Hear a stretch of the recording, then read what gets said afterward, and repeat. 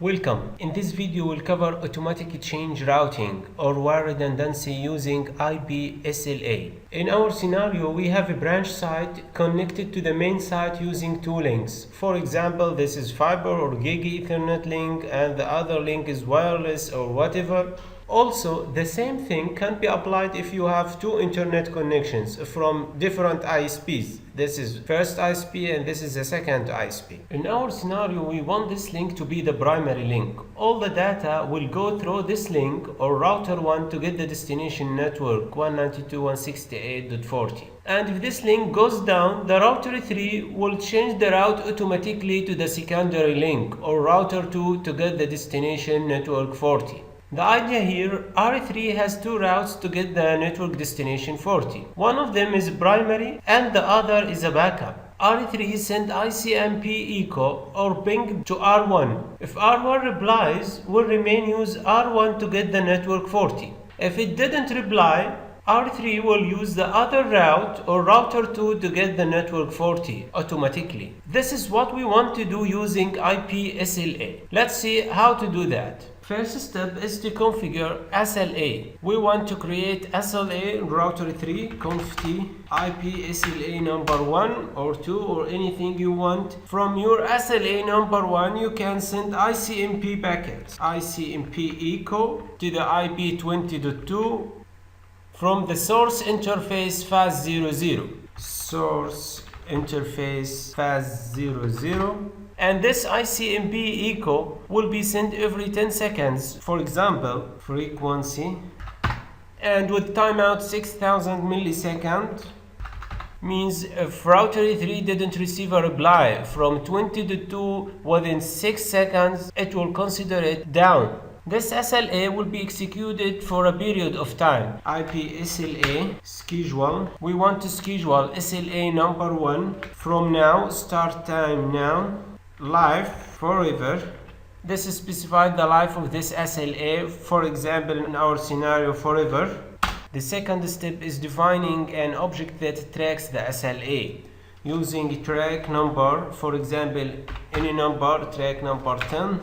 This is will track the SLA number 1, IP SLA 1, IP SLA 1 reachability, the reachability. So it will track the state or the reachability of SLA. The reachability can be up or down. If it receives a reply from the router 1, it will be up. If didn't receive a reply, it will be down. Let's see here, show track.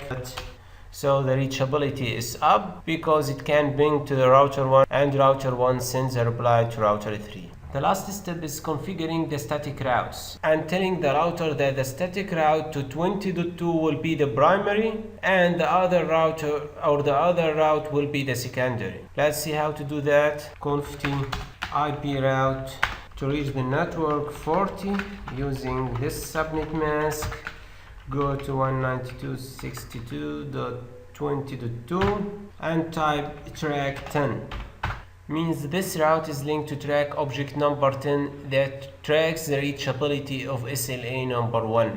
As I said, SLA number 1 send the ICMP echo to 20.2. And if 20.2 sends a reply to R3, the reachability will be up. And if 20.2 doesn't send a reply to R3, the reachability will be down. Press enter. Now we want to configure the other route here to get the destination network 40.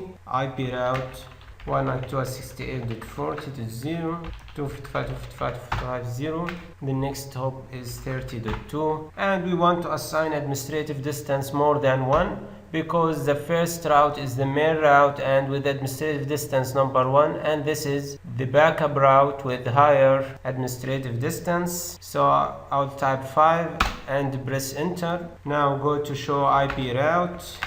Router 3 will use a 20.2 next hop to get the destination network 40. Now I want to go to router 1. For example, I will go through fast00, conft interface fast00, and I will remove the IP address. So now there is a problem in this connection between the two sites, or from R3 to R1. So go to R3. Now R3 will not receive a reply from 20.2.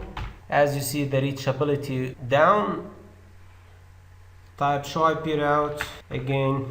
As you see, router 3 changed the route automatically to 30.2. This is how to use IP SLA for WAN redundancy or for automatic change routing. For more videos, visit my channel on YouTube and visit netsyshorizon.blogspot.com. Thank you for watching.